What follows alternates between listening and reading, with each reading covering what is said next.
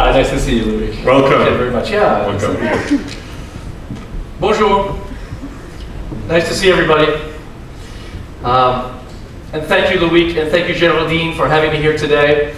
Much appreciated. When I got the call from Louis that he wanted me to come speak, I thought to myself, well, I want to go to Paris with some great words of wisdom. But I had some second thoughts about wisdom because I was sitting at my summer home on Sunday writing my thoughts of wisdom. But my nephew, who's 9 years old, was sitting next to me and he was writing a report for school. And it's a biography of Socrates. And I brought it to read to you this morning. It's short. Socrates was a great man. He helped people and he taught people. He gave great speeches full of honesty and wisdom. Socrates always told people the truth, and he made them face up to their toughest, most difficult problems. They killed him. So, what I want to talk about this morning is what I call 3 social thunderstorms. I've been in the tech industry for many years, and I've come to realize that tech change does not happen gradually. It happens unexpectedly, like a thunderstorm. The first change I want to talk about is the death of the web. And I know it's right before lunch. We all want a very nice French lunch. We want to have our red wine. But I want to talk about technology, basic technology, for a few moments. And on this graphic, on the bottom, is time moving to the right. And on the y-axis is utilities per dollar, what you get per dollar or per euro. And I'm going to look at the basic technologies of storage, processor, and network. Let's start first with processor. We all know this. This is Moore's Law, a doubling of processing power approximately every 18 months.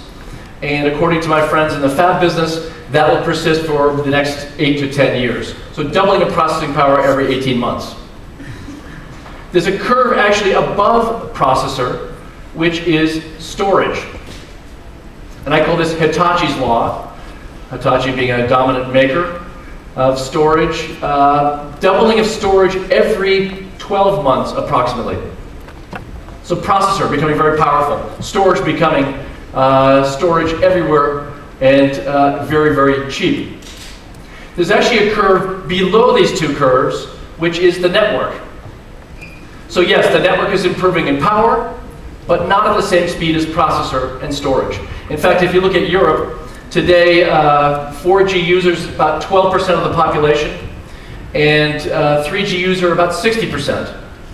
So it will actually take years before 4G begins to penetrate even above 50% of the population. So what this tells you is that if you were to build an architecture based only around the network, in other words, having to move all your bits through the network, you would be wasting over time all of this extraordinary improvement in processing power and storage. So what does that mean? If you think about those trends over the long term, it means that the center is becoming ever more powerful. Those are those big Google data centers. If you go over to Total, that's their data center being driven by those processor and storage curves. But it also means that the periphery of the network is becoming ever more powerful as well. And I put my iPad someplace. Here it is. So there's a few computer scientists at IEEE who benchmark supercomputers. And they recently benchmarked the iPad 2.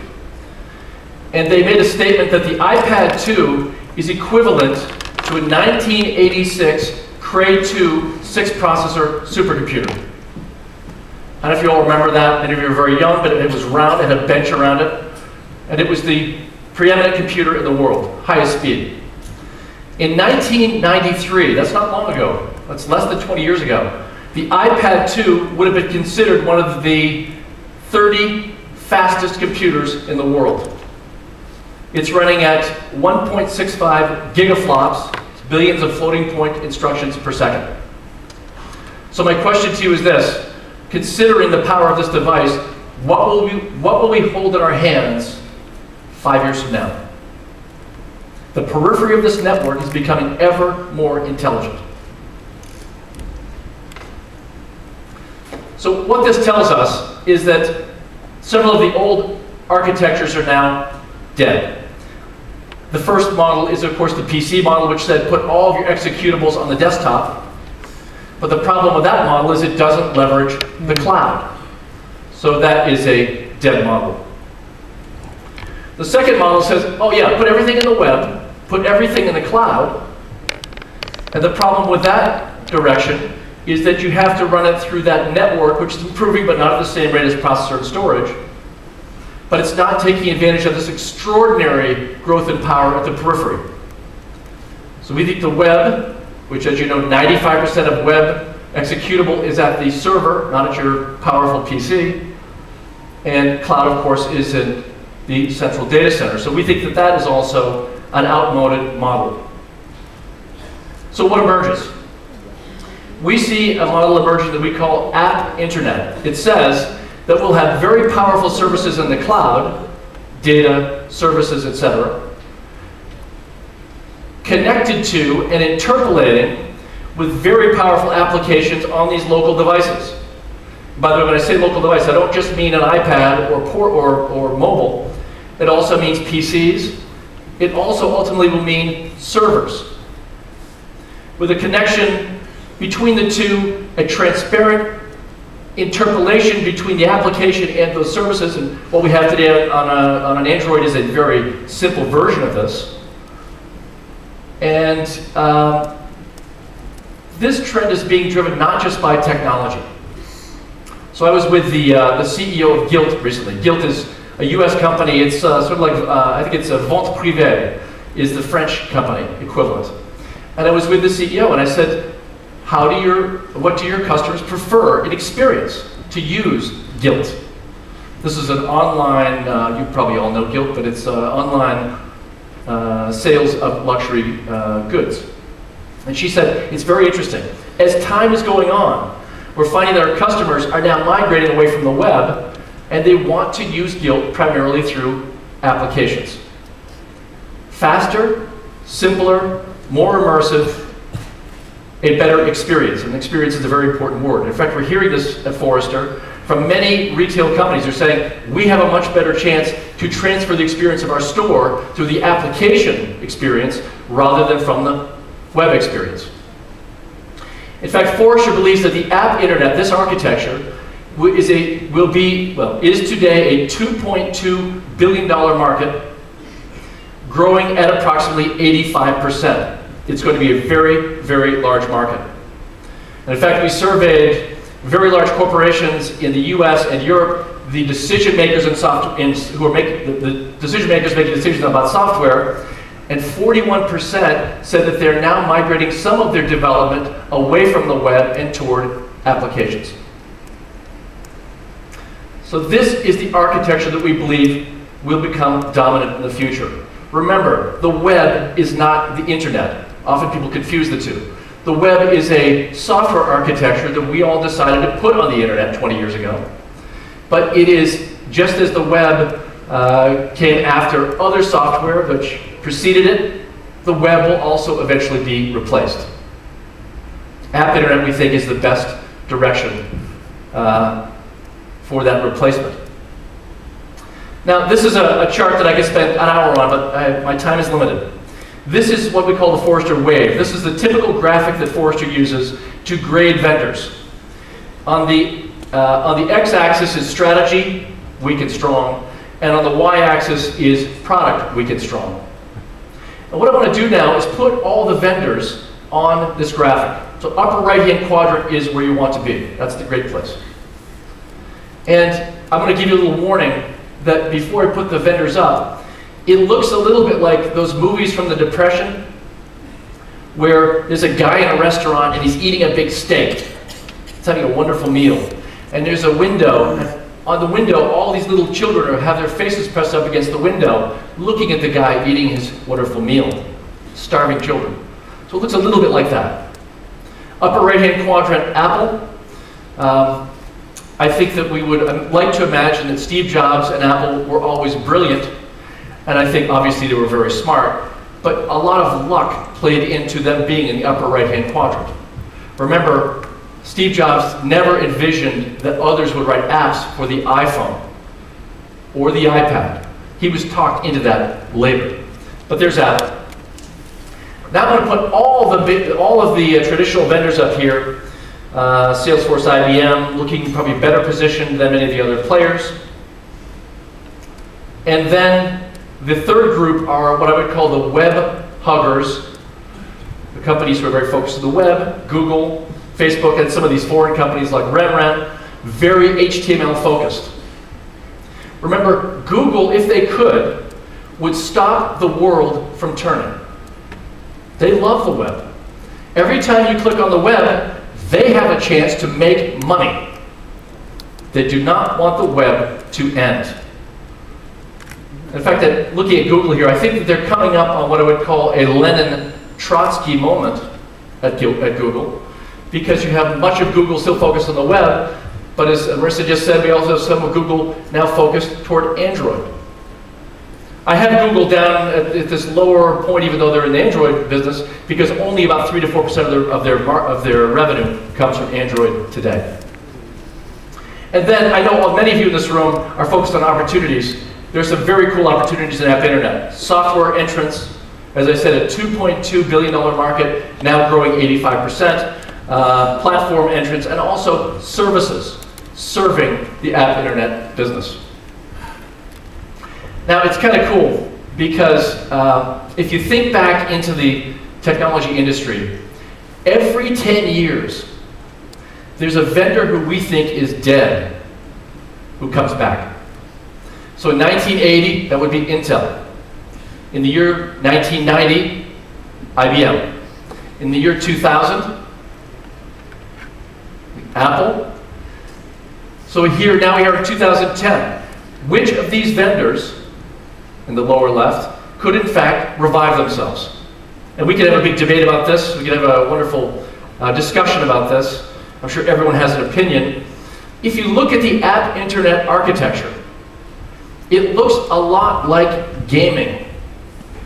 You can't play Call of Duty over HTML or over the web. You can't do it. You have a very powerful device, Xbox, PS3, very powerful, sharing with resources with the cloud.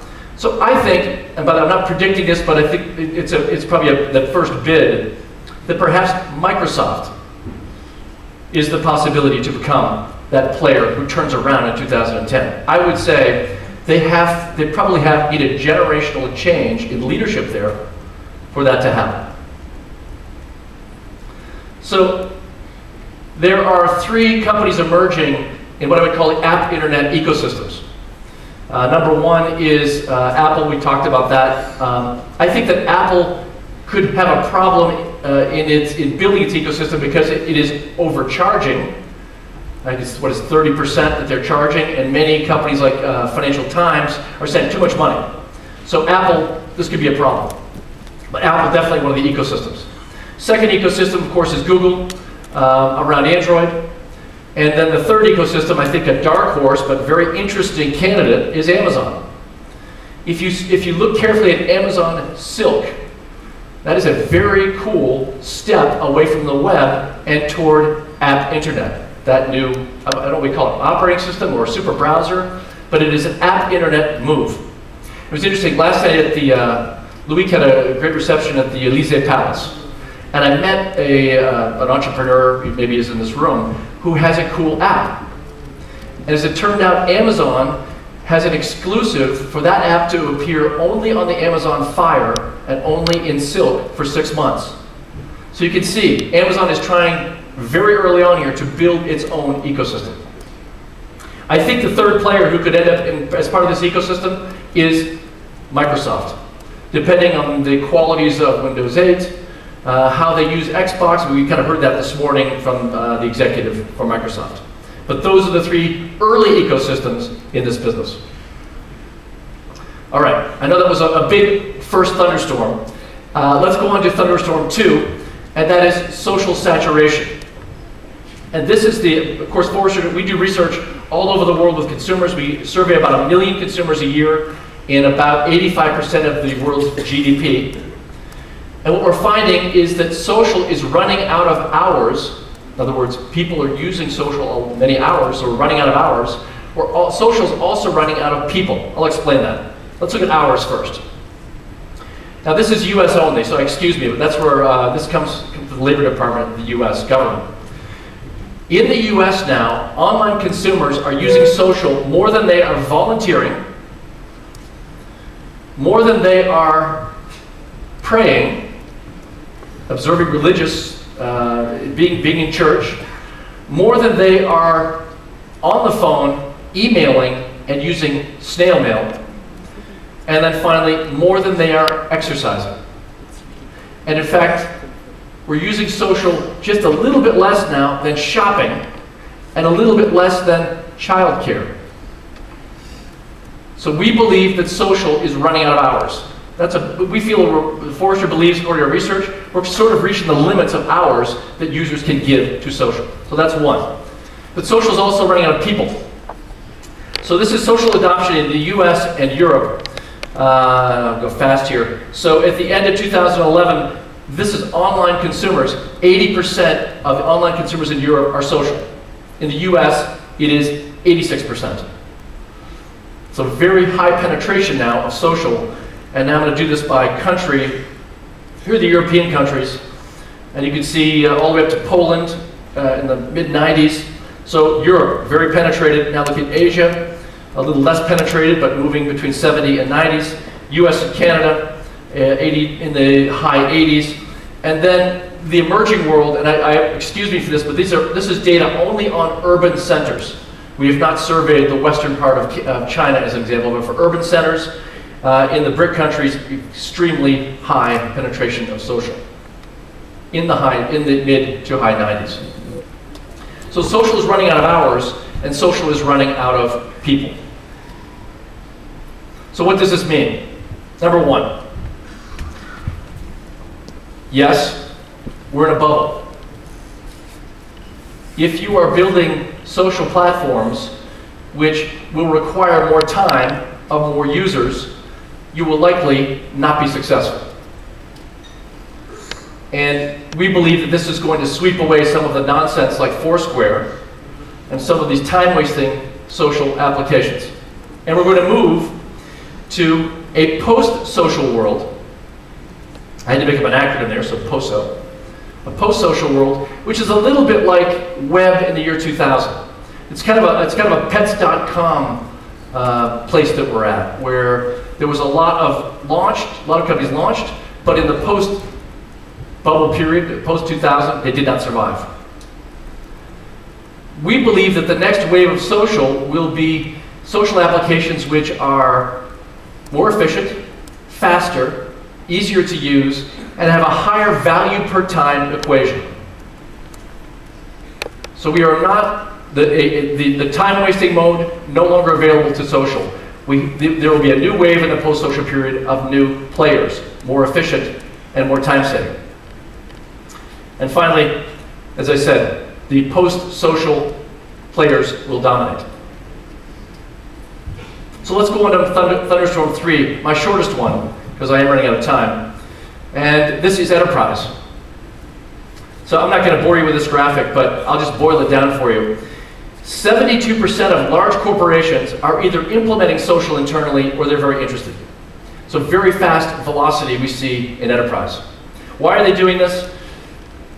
Better customer interaction, customer self-service. That's very interesting. Please note that enterprise social is really about customers, how customers will be better served.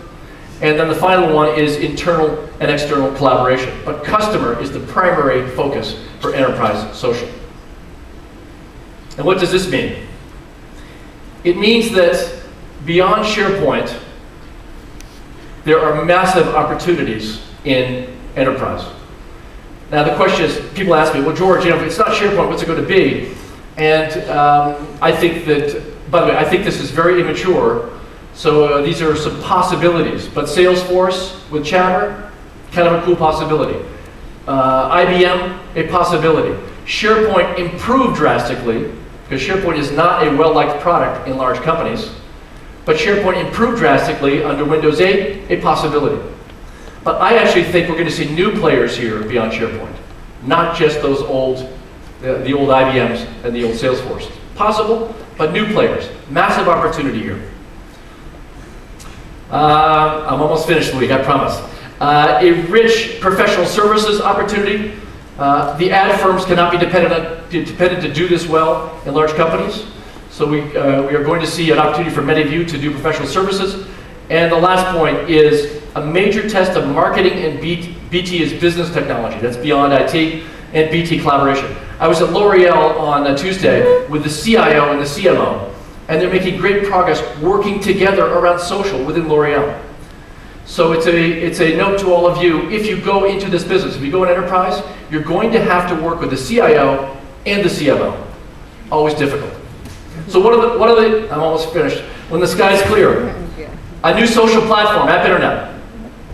2, a new era in social, which we think is, we call post-social, more efficient, faster, higher value per time equation.